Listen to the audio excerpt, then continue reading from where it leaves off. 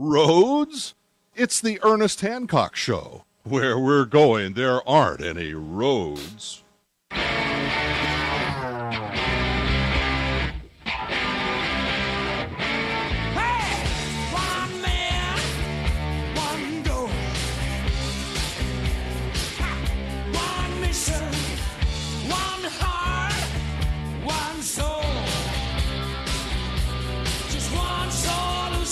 Yeah, what's that solution here on Declare Your Independence? With me, Ernest Hancock. How about truth, justice, and what used to be the American way, where the heck that was? Well, we got somebody out there trying to advocate what the American way was supposed to be, should be. It's the Libertarian Party of these United States of America.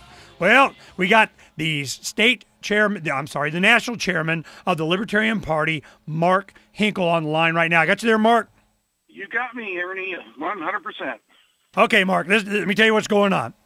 I saw your press release today, and I'm going, okay, here's the Libertarian Party coming out saying, oh, Egypt, here we go. Perfect example of our foreign policy just, being bad. Now, I just had on Jordan Page. He has a new album that just came out, called Liberty, and this is what we're going to do.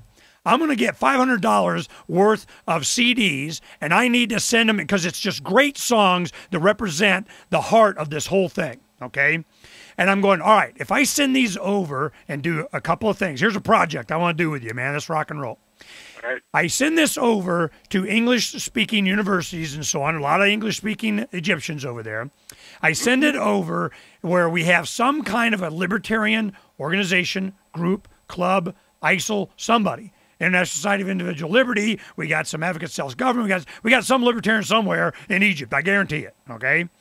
I send this over there. In addition to it being in English, we give them where they get to have the karaoke version so that they can also do the voice track in Arabic on their own. So we need to find some Egyptian musicians that would take advantage of this. They have the lyrics. They are able to do it. Boom, shakalaka, boom. We're going to send it, boom. We're going to give them songs that represent the American version of what revolution and liberty and freedom is all about. It just takes this little bit of spark. Brother, can I get your help, man? Can I get your help?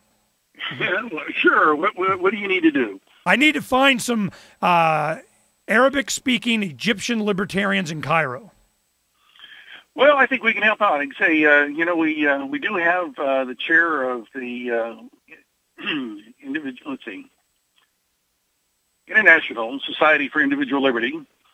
I have to stop and think because it used to be called just the Society for Individual Liberty, but Mary Ruart is actually on the board of directors for the Libertarian National Committee, and of course she's chair of the ISIL. And she's been very helpful when I've gotten inquiries from Europe in particular. She's been very helpful in putting me in touch with libertarians around the globe. And so it is kind of nice to know that the Libertarian Party certainly started in the United States, but the Libertarian movement is far and wide across the globe, and it's very reassuring that we have an organization, a sister organization that helps out in that regard. Absolutely. Well, before Vince Miller used to be head until he passed away this last year, and Mary took over. And even with my daughter went to Europe, and she was traveling around and went to Greece and Italy and so on. So I called him. I said, look, man, just each one of these countries, give me an ISIL guy, some libertarian. Something happens to my daughter and her friends, I want... Boom. I want to know where she's going to go, who she's going to call to help, because Dad's not going to be there right away. Help me out, man. Boom. Here's a guy, here's a guy, here's a guy, here's a guy. Amen, brother. So I know we have international connections. I know Mary Ruart well. I'm all over it. I'll let you go ahead and call her first and get this hooked up, because I'm going to do this right, not later. We're ordering the CDs right now. I'm going to prepare a package. We're going to get the Arabic translations of our We Know the Truth, Levolution guy throwing the bouquet of flowers, and we're going to be sending this to Cairo next week. Right freaking now that we're going to get the libertarian movement, the libertarian party, the libertarian ideology injected into this thing of peace and love, man. It's all about the peace. Now, I'm telling you, I'm so not going to wait on you guys. You with me? Absolutely. I'm with you, Ernie. All right, let's do it. Now, tell me, the press release that you guys did today on the libertarian position on what's going on in Egypt, give me my cliff notes, man. Tell me what's up. Well, as you know, Libertarian Party historically has a very strong non-interventionist roots in our foreign policy. And Egypt, of course, is just the latest disaster in our foreign policy. I know a lot of people think that the United States needs to sort of be the world's policeman, the world's superpower. But the thing that I like to point out, history tells us that when a country tries to become a superpower or an empire, what's the inevitable result? The collapse of that empire. Roman Empire collapsed, Byzantine Empire collapsed, English Empire collapsed. They all collapsed because they overextend themselves. So even if the United States were capable and did the right thing in every circumstances, it still would be a bad idea because it is unsustainable. As you know, we've got a $1.4 trillion deficit this year, and a big chunk of that, of course, is our foreign interventionism, the hundreds of thousands of troops that we have overseas that are not defending the United States. They're trying to be the policemen to the world. And frankly, it is starting to hurt us seriously here at home, not only our standard of living, but our children and our grandchildren. They are going to be paying off the debts that our government is encouraging today. Or not.